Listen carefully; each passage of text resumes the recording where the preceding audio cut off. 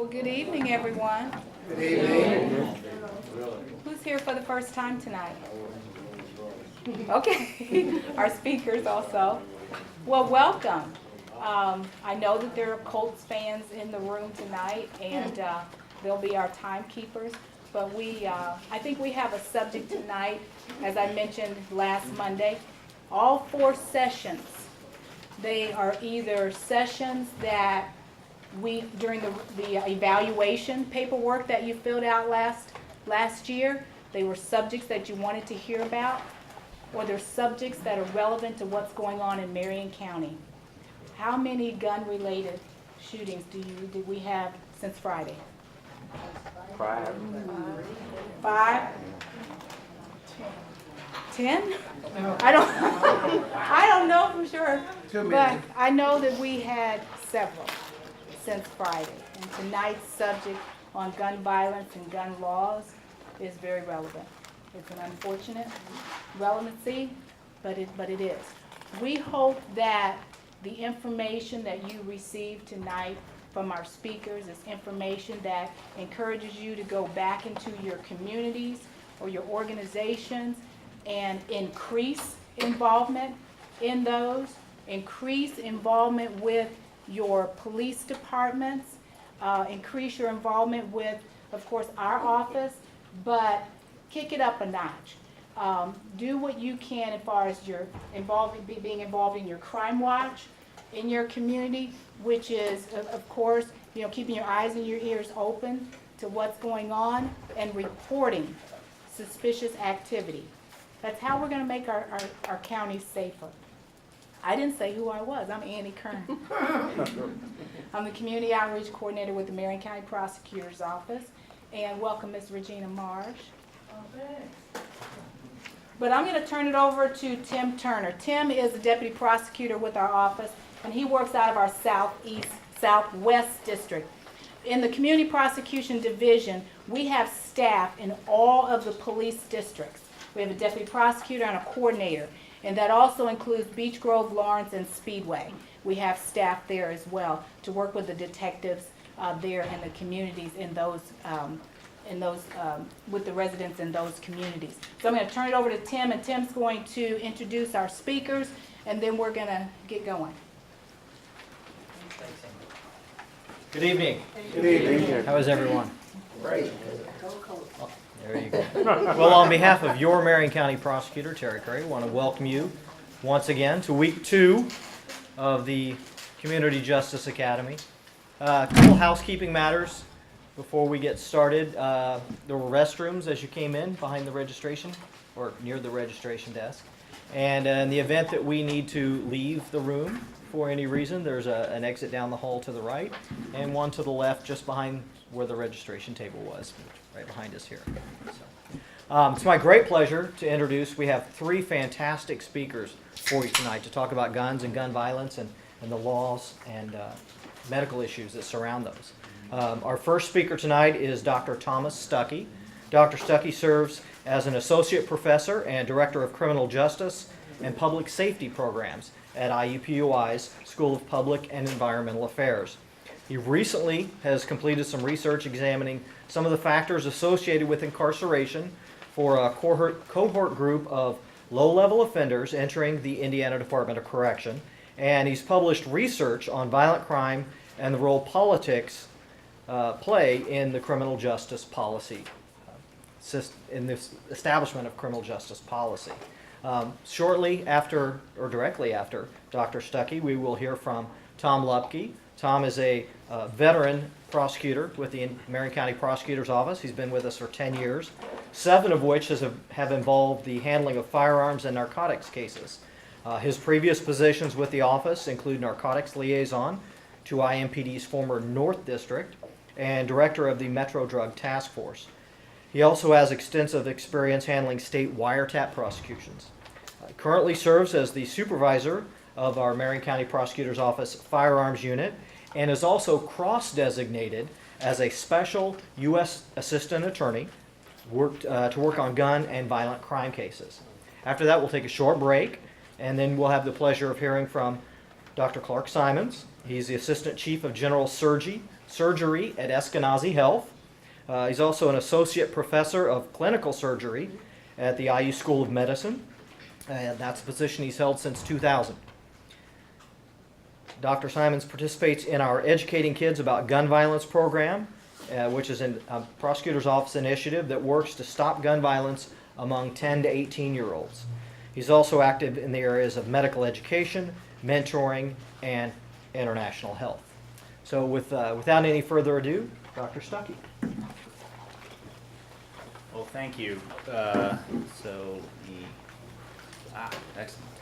Okay, so I've got 15 slides here, and I could go for probably 3 hours without taking a breath, so I'm going to have to move through this fairly quickly, and I'll try to live up to being a fantastic speaker.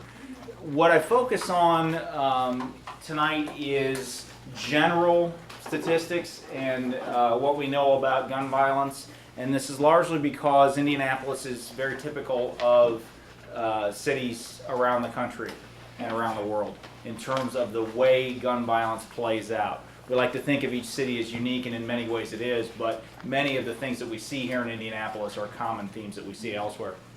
So we'll talk a little bit about how much gun violence there is, and generally speaking what we know about when and how it happens, and then try to talk a little bit about why.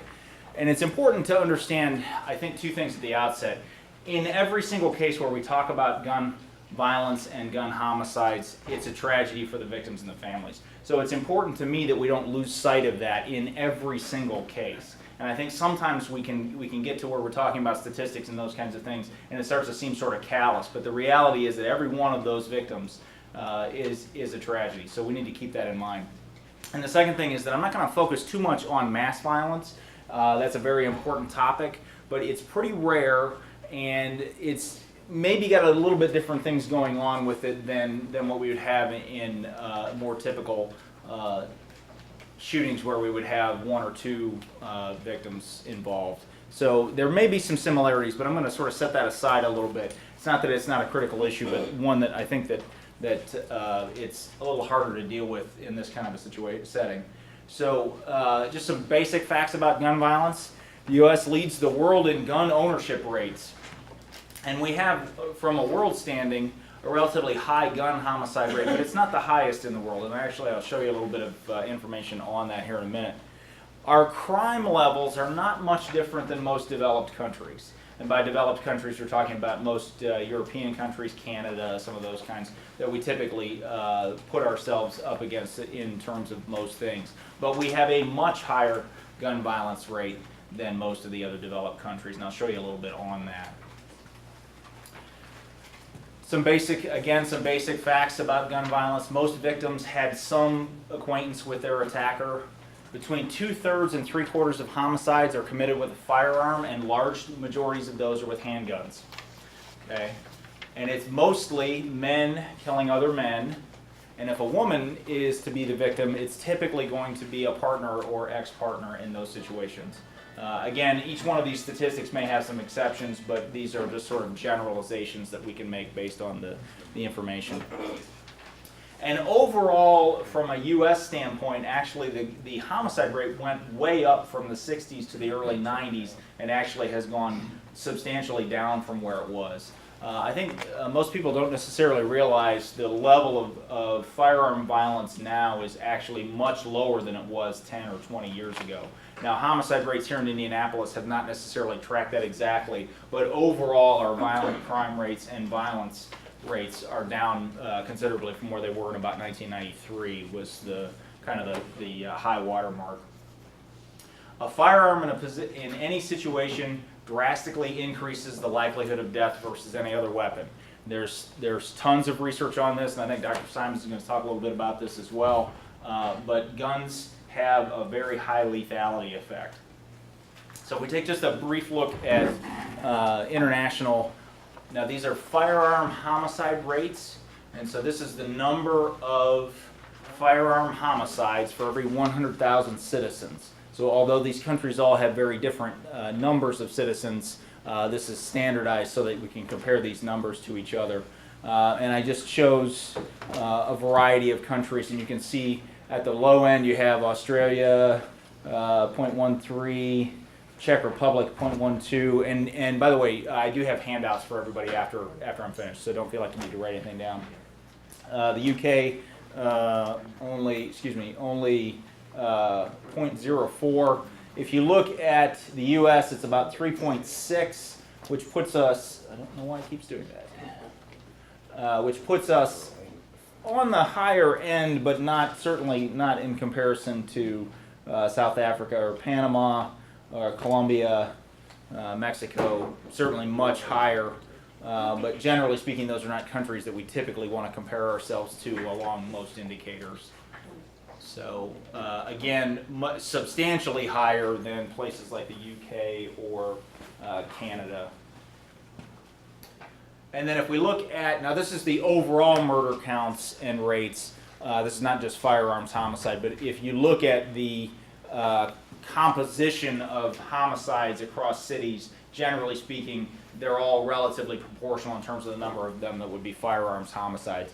The data wasn't available for specific firearms homicides. But basically we have several Indiana cities and then several for other states. I'm from Ohio, so I picked that one, and then a few others, Chicago and Milwaukee. And what you see is Indianapolis is actually, relatively speaking, on the high side for Indiana, but not.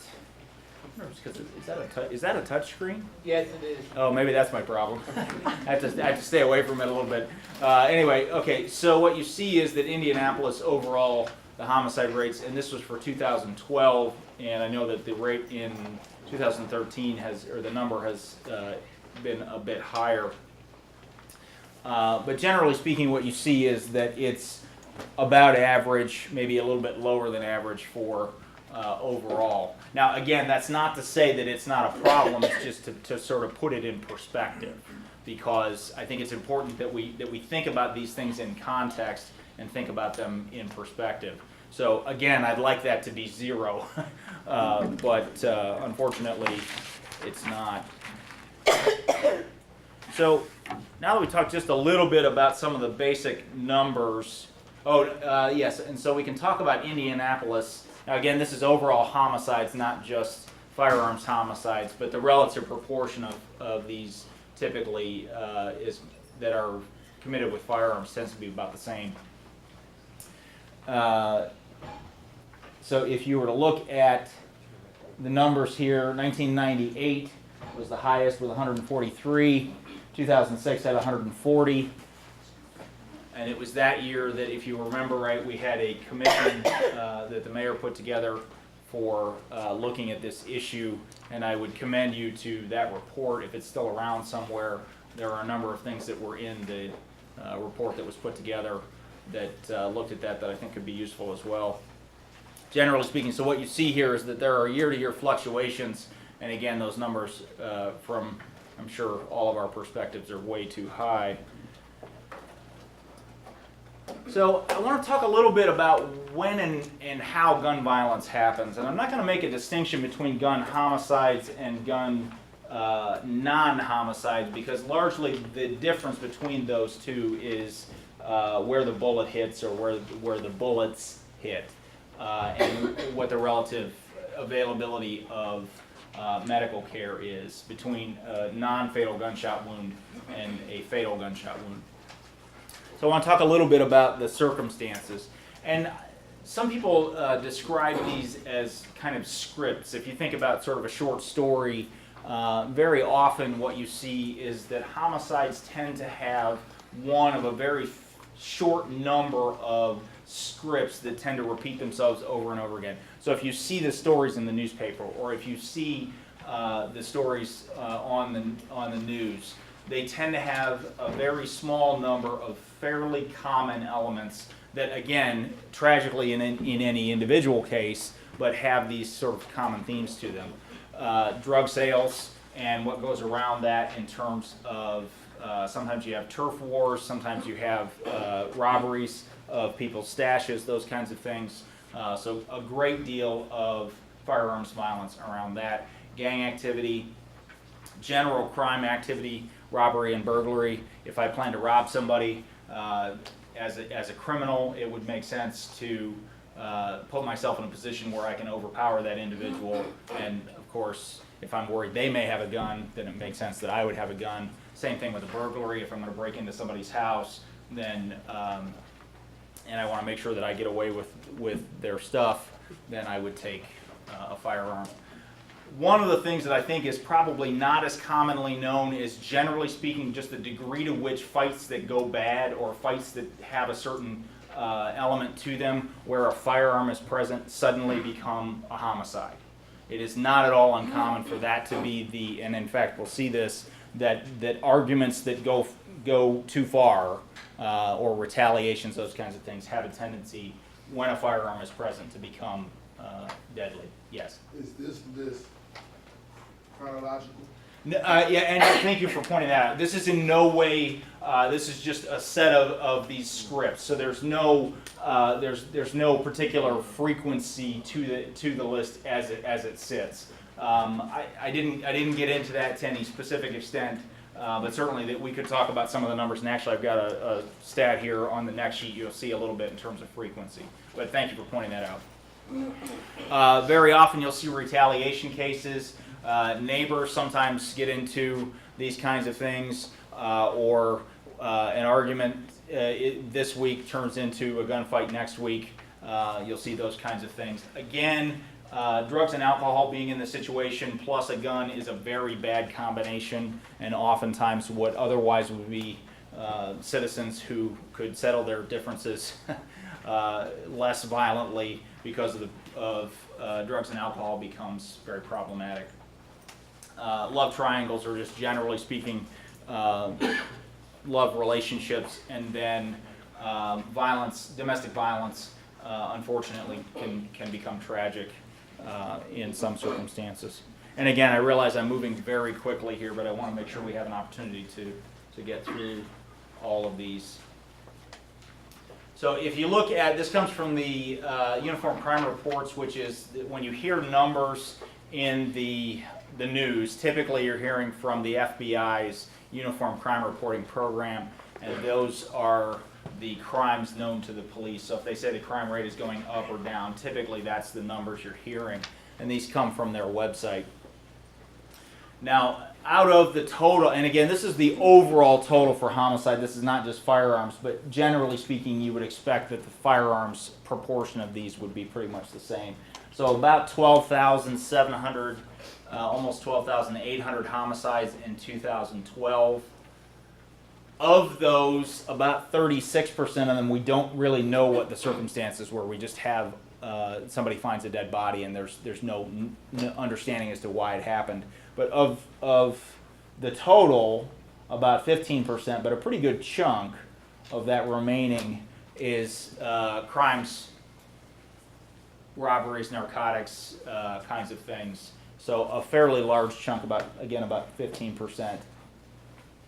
Non-felonies, romantic triangles, brawls due to alcohol or drugs, and you see again here arguments. The presence of a firearm during an argument, and this is in some way kind of a catch-all for the circumstances. It's the most proximate circumstance. There was an argument, there was a firearm present in most cases, and you see that then there was a homicide. So a pretty substantial chunk of those. So very often I will hear people ask me, well, of course, that must be irrational, because that's not the way I think, right? I think that there's no way that I could ever kill another human being, okay? And the reality is that it is not irrational. That's not the same thing as saying it's not antisocial, because very clearly these kinds of situations are very problematic and antisocial. But it is certainly the case that some people see the willingness to use violence, or the perceived willingness to use violence, as giving them power. Okay? So it's very important that we understand that in addition to that, the presence of a gun in a situation tends to, you'll hear me sort of repeat this over and over again because it's so critical. And generally speaking, most gun violence does not involve a lot of advanced planning. So it's not very often that you actually hear the person say, well, I got up this morning and I was planning to kill somebody. it's usually the situation just tends to unfold, and again, we have things that, and I've talked about a little bit about these fights that go too far. The key here, though, is that if it's not irrational, it can be preventable. So if we have the circumstances are not irrational, then that means that therefore we can do something about them. Now I want to talk about risk factors, and I'm going to talk about the difference between, briefly, talk about the difference between risk factors and causes. Okay? Risk factors are things that raise your level of risk, but they aren't necessarily causes. And so I think it's important that we think about this sort of carefully, because these are very sensitive topics, and I'm very sensitive to these issues. So I just want to make sure that we're sort of careful about not making overly bold statements about where the causes are per se. And there's also a difference between what was the most proximate cause, the thing that was the most closely related to kind of underlying factors. And so when I talk about these risk factors, that's not to say that any one of these in particular is a cause. It's just it makes the risk higher. Does that make sense, everybody? Okay. For both victims and offenders. So when we're talking about the people who are the victims of firearms violence and the people who are perpetrating it, generally speaking, it's most concentrated among the young. It's most concentrated among men. It's disproportionately African Americans. Disproportionately those with low education or socioeconomic status, poverty, unemployment. Very often we see people that have been victimized before are likely to be victimized again, and very often we see people that are engaged in criminal behavior themselves are much more likely to become victims.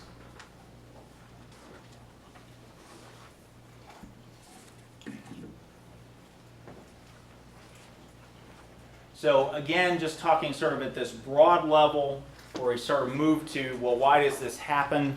Again, I think the availability of firearms is a huge issue. Generally speaking, if there were fewer guns in situations, there would be fewer homicides. I think that's a relatively safe statement we can make. Generally speaking, when we look at the backgrounds of these individuals, they tend to have very unstable family lives. There is often a history of abuse. They tend to be in unstable communities where there's low education, employment, and high what we call residential turnover, a lot of people moving in and out of the neighborhoods. There's often exposure to violence, either directly or indirectly, gangs, and then what some people would call a subculture of violence. And I actually, I happened to save this newspaper article from a few weeks ago. This is from September 29th. I don't know if you happen to see the Sunday Star. It was a really interesting article that was talking about 36 young men ages 16 to 24. Black males 16 to 24 are less than 2% of the population, but 40% of the homicide victims, and this was through August, was what the study period was. And I thought this was really fascinating because the story actually pointed out a number of the things and said them in such a way that I think were pretty well done. So key findings of the study: of the 36, 35 had prior arrests. Now these are the victims. 33 had been involved in prior violent incidents.